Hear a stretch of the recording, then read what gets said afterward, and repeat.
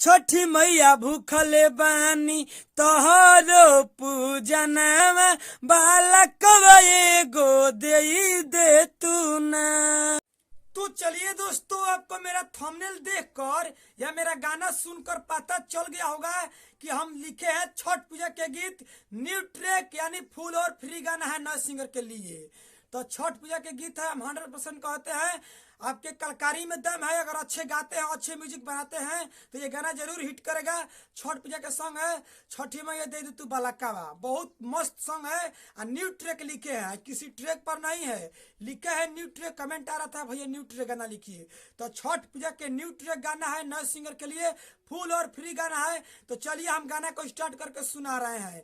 अभी तो हम शुरू में सुनाए थे, आप लोग के शुरू में सुनाए थे तो नहीं सुना, अब सुना रहे फुल यानी A to Z यानी शुरू से अंत तक। तो चलिए पूरा वीडियो को फुल देखिए और गाना कॉपी कलम पर लिखिए और जाइए स्टूडियो में गाइए। तो चलिए पहले गाने को स्टार्ट करके सुनाते हैं, उसके बाद में समझाएंगे। स्क्रीन पर चलिए, लेट्स गो।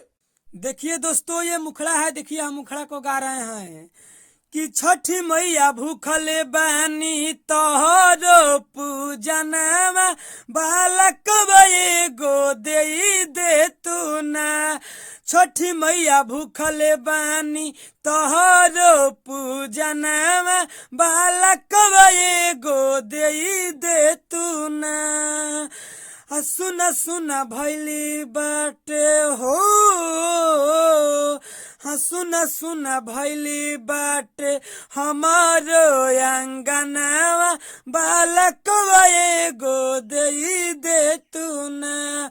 सुना सुना भैली बाटे हमारो अंगनवा बालक एगो दे तू ना।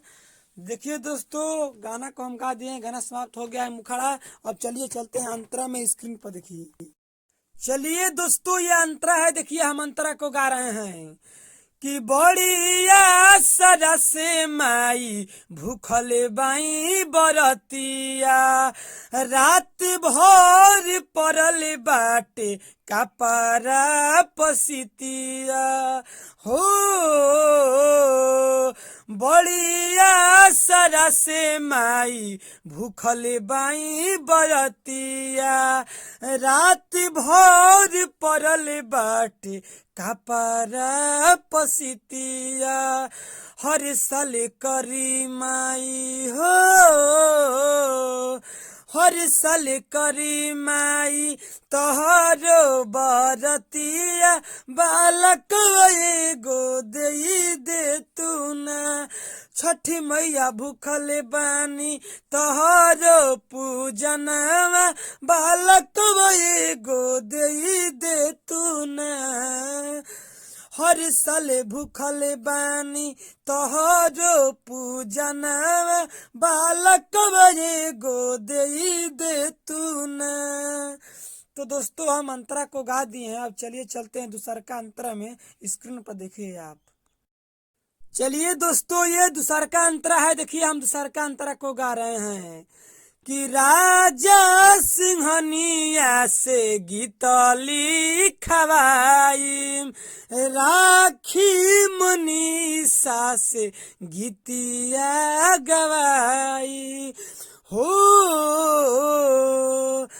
हाँ, राजा सिंहनिया से गीत लिखवाई राखी मनीषा से गीतिया गवाई। जोड़ा जोड़ा नारियर किननी हो,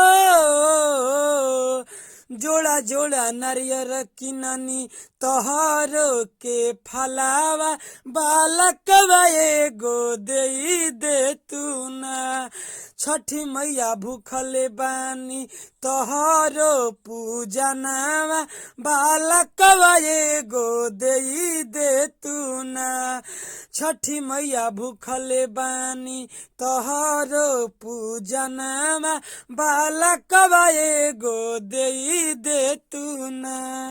चलिए दोस्तों, आपको हम पहले ही बताए थे कि आगे चलकर समझाएंगे, और क्या समझाने वाले हैं मेरा बात सुनिए। देखिए दोस्तों, जहां ये बात को नहीं सुनिएगा तो जाइएगा स्टूडियो में, तो आपको दिक्कत हो जाएगा गाने में। तो मेरा बतिया को सुन लीजिए, जहां डॉट डॉट करके एक है वहां एक बार गाना है, और जहां डॉट डॉट करके दो है वहां दो बार गा देना है, जहां कोमा है वहां सांस लेना है। यही आप लोग के मन में डाउट रहता है। इस म्यूजिक को बनवाइए, अच्छे से गाइए। दोस्तों, अगर आप नए सिंगर है या पर्सनली हमसे गाना लिखवाना चाहते हैं तो कम से कम खर्च में लिखते हैं, स्क्रीन पर मोबाइल नंबर दिख लीजिए, दिखाई दे रहा है ना, तो इस पर कॉल करिए और कम से कम खर्च में हमसे गाना लिखवा सकते हैं। तो चलिए दोस्तों, आप हमारे चैनल पर नए हैं तो एक लाइक कर लीजिए, कमेंट में बताइए मेरा गाना कैसा लग रहा है। कमेंट में आप लोग बताइएगा तो उसका हम रिप्लाई जरूर देंगे। तो चलिए दोस्तों, अगर आप पर्सनली लिखवाना चाहते हैं तो कॉल करें, और चैनल को सब्सक्राइब नहीं किए तो सब्सक्राइब कर लीजिए। इसी तरह हम वीडियो बनाते रहते हैं। अगर किसी भाई का चैनल प्रमोशन करवाना है, आपका चैनल है, चैनल को प्रमोशन करवाना है, अगर चैनल को पूरा को बढ़ाना है, व्यूज भगाना है, तो हमारे इस कमेंट बॉक्स में लिखिए, हम आपका कम्युनिटी टैब मार देंगे। चलिए, आज का इतना ही वीडियो है, अगली वीडियो मिलेंगे। इसके लिए बाय बाय। दोस्तों, मेरा नाम जान लीजिए, मैं हूँ राइटर राजा सिंघानिया, और राइटर राजा सिंघानिया में राजा राइटर ऑफिशियल में आपका स्वागत है। तो चलिए, आज का इतना ही वीडियो है, अगली वीडियो मिलेंगे। इसके लिए बाय बाय।